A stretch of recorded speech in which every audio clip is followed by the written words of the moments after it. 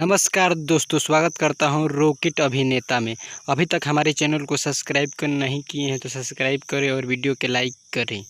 ये खबर है खेसारी लाल यादव जी के एक बवाल बोलबम गीत के बारे में, जिस बोलबम गीत का नाम है लड़की वेरी फाइन चाहिए। जी हाँ दोस्तों, जिस बोलबम सॉन्ग का नाम है लड़की वेरी फाइन चाहिए। इस गाने को लिखे हैं कृष्णा बेदर्दी और म्यूजिक दिए हैं आर्या शर्मा।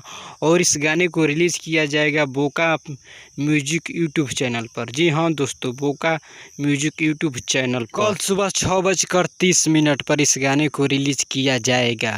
फेट एक्ट्रेस है मेघा श्री, जो कि हिंदी फिल्म और साउथ फिल्म करती है। उम्मीद करता हूं कि ये खबर आप लोगों को अच्छी लगी हो तो हमारे चैनल को सब्सक्राइब करें और वीडियो के लाइक करें और साथ ही चैनल को सब्सक्राइब करें और बेल आइकन दबाना ना भूलें, क्योंकि आप कोई भी खबर मिस ना कर सकें।